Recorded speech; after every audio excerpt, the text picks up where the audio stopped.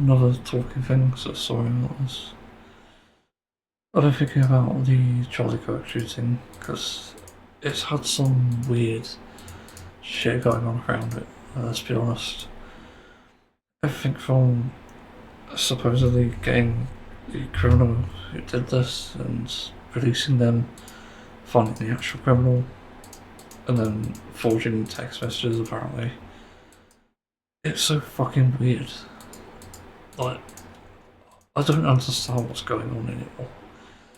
I've said this for the past few weeks, but even in places like the UK, we're going through our own troubles.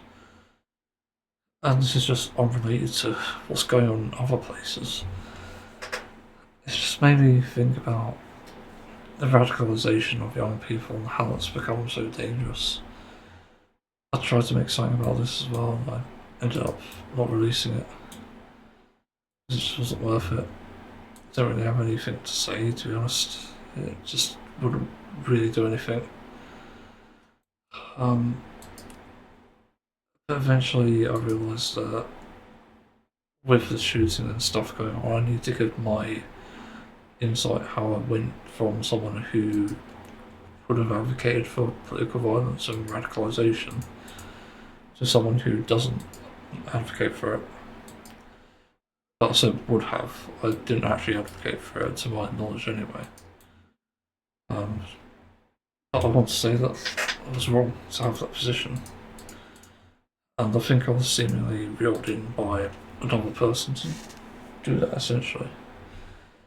To become politically violent and, well, say become, but I haven't. But I mean, take the position of that and be someone who would see that something has to be done in a case like, for example, the US. But yeah, someone literally lured me into that position, and I've come out of it thinking maybe that's not the best position. It isn't in light of the Charlie Kirk shooting. It's actually for something I've thought about for a while, and it's more to do with leading by example because I was called out for being delusional on a topic about okay, if you can assassinate ex-president, because I won't name names here, but this was a conversation that was had. Like, would you take the shot knowing that they were going to do something awful? And my immediate answer was no, because believe it or not, that was my previously held position. And then they said like, but you can prevent suffering, and it's like, now you mention it, I guess so. And that was sort of my position. It's like I wouldn't do it myself, but if someone else were to do it, like, I just wouldn't really care, to be honest. Like, that's my where I really paused on it. It's like there isn't really any sort of conversation here to be had because yeah, like if someone objectively bad does get unfortunately killed, then that means they're going to do less harm. The problem is that's like a I forgot the actual position. Is it? It's not utilitarianism, is it? But it's like it's bordering Nazism in a sense, or even dictatorships like fascism. It's actually destroying political opponents to gain an advantage, which is just wrong.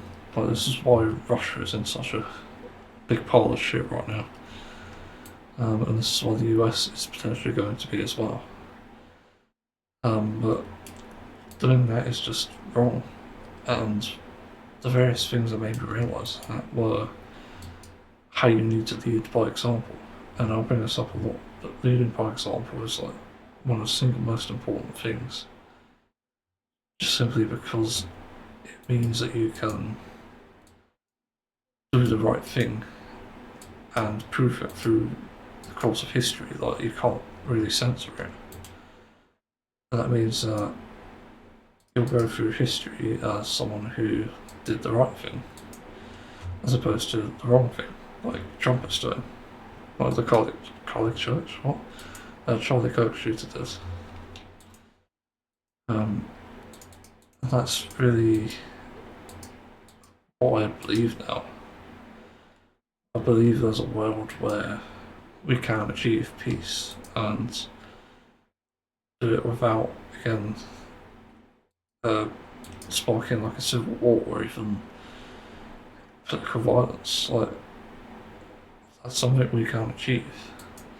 It just requires people to be on board with it and actually embrace it. The problem is that people like Charlie Kirk, unfortunately, were advocating for political violence. Not to mention killing innocent people, innocent children, saying it's a necessary sacrifice.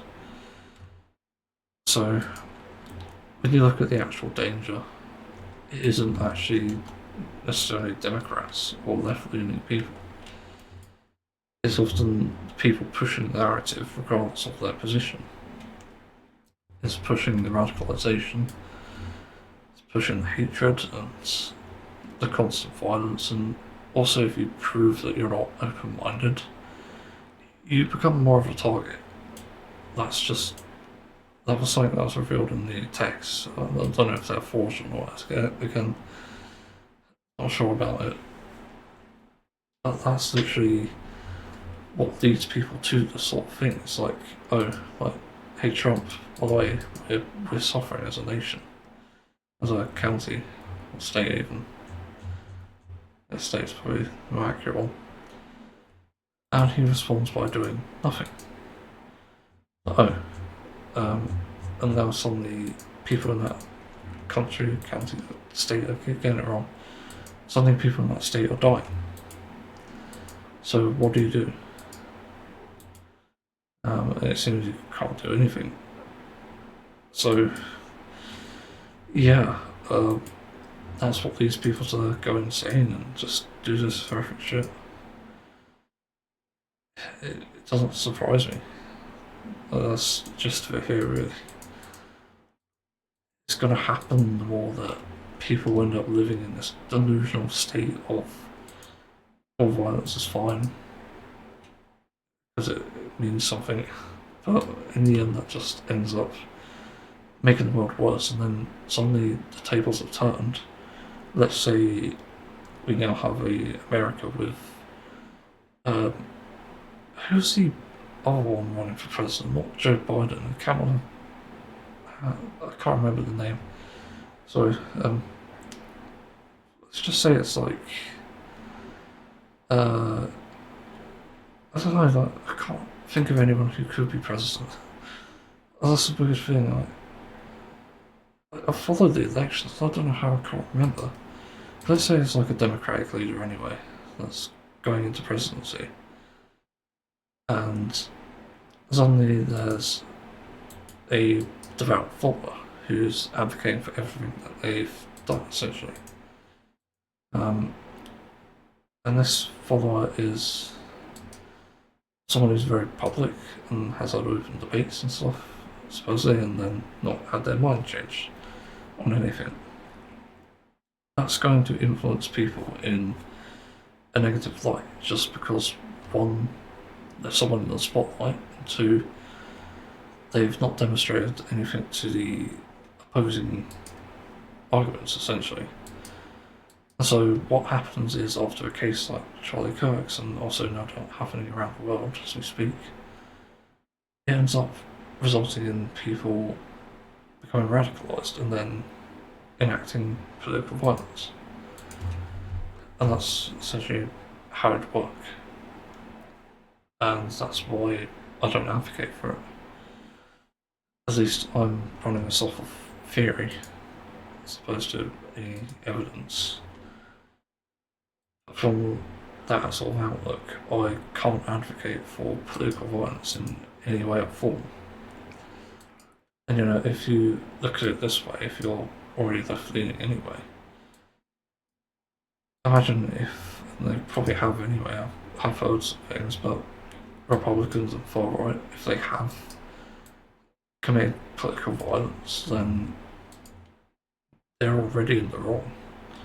They've already done something so hideous and disgusting that we have a reason to essentially counteract that, and obviously treat it with, you know, sort of correct method of action, like whatever it takes, like I don't know, protests, or even going as far as to do what Gen Z did in Nepal. They have every right to do it. There's like a catalyst. And that's what it takes really for people, and you don't know what's going to make people click. But there's no denying the fact that when, again, speakers like Charlie Kirk advocate for this very thing, it's going to make people act that thing. It's going to convince them that it's something that should be done. And it's actually really ironic when you look at the footage of that death, which unfortunately happened. It's like, it took a few seconds for people to realise that Charlie had been shot. His body suddenly went from life to lifeless, and immediately like people were running. And this is the world that they advocate for. These people are running away from something they explicitly supported and advocated for. Just let that sink in for a moment. That's the crazy fucking world we're living in. Not only are they advocating for political violence, when they're face to face with it, they're suddenly not outraged but panicking. And yeah, this is double standard. Like, holy crap, I get the fight or flight response. No doubt people would flight from that. But that's actually the thing that they're advocating for, they're going to live through. Because that's what, again, was advocated for here. And I'm saying this just, like, again, if you flip the roles, like, if it was a Democratic person saying, like, oh yeah, we should kill children, we should let people have guns and kill each other, especially to get political grounds, it's like, it'd still be wrong. And there'll be people there who have been radicalised again, who are going to follow that through and again do the same thing. And there are going to be people with a double standard there again. Oh, suddenly there's like gun violence, and oh, let's panic, let's run. Because we didn't want to be caught up in this. Like, and they only probably want to do far right to be. And that's the inconsistency here. Like, why advocate for this to begin with? And that's really the problem. Is, again, if the roles were reversed, it's the same problem. And that's why it should never even be brought up to begin with. And that's why I regret even believing in political violence. In the rare case, like, in Nepal, like Gen Z always refers to this because it's like a shining example. You can do things the correct way. You can chase a gunman out of position without killing anyone. And certainly with probably very minimal injuries anyway. And still win. That's possible. And that's the sort of thing that people should be leaning towards rather than, again, shooting opponents. And I honestly find it quite funny that the fact that the corrupt government was chased out of the country, like, they couldn't face the thing that they had made the country. They couldn't face the fact they banned social media and took all this money from taxpayers just to pay for their own fucking luxury life, and then suddenly, you know, people are struggling, they're going to rise up. It's completely baffling. But it's crazy that happens. Yeah. I'm trying to think. Is there anything else to say here? I don't know, I think I've said everything. Like, political violence wrong. It just always will be, no matter the scenario. Nobody should advocate for it, and I think it should be treated as a crime. Like, literally. Like, I think if it were, Charlie Kirk would have been arrested, and then his life would have never been taken. But that's again the reality we're in. Where Trump probably supports the idea of political violence because he's a complete fascist Nazi. He wouldn't care, and Charlie Kirk's stuff no doubt probably meant nothing to him. And because it's like another use for him. Basically, you use Charlie Kirk's death as a weapon to blame it on democratic people.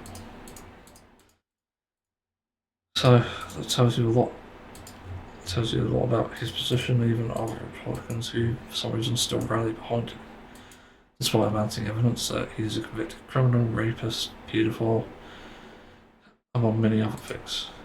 He's abusing his power and presidency. He's completely ruining America, and he's failed to make promises to the underdeveloped counties and states. He's a complete joke at this point, and the fact that he's the one weaponising Charlie Kirk's death is again really horrific. That just shows you the extent of political violence, how it's reached even him. So it goes to show a lot. Yeah, that's why we need to have rules in place to stop people advocating for political violence, like Charlie Kirk did, so that we can have a safer place to live in. And less of those deaths, less school shootings as well. Again, to all these people, like mentally ill people, that were doing this, and apparently quite regularly. Apparently there's like a school shooting every day or so in America. And in the UK it's like under 10 a year, so it's crazy. Again, political violence no doubt doesn't help the situation. That's also why I don't advocate for it. It's making the bad problem worse. That's the whole gist of this, really. That's why I stopped advocating for it. And so, back to the question about if you were to shoot ex-president, if you knew they were going to do harm, would you? And the answer is no. Because political violence is just wrong, and even though they'll do far worse things, sending the message that it has to be done that way is absolutely immoral. When there are other ways. You protest, you revolt even, and you just fight in whatever way you can without causing harm. And that's the solution. And that's why I used to believe they were not, but I started to believe it again because it seems to be the only way to address things now in this current climate. So, yeah, I think I've said everything I can here. I just know what people think if they have any opinion.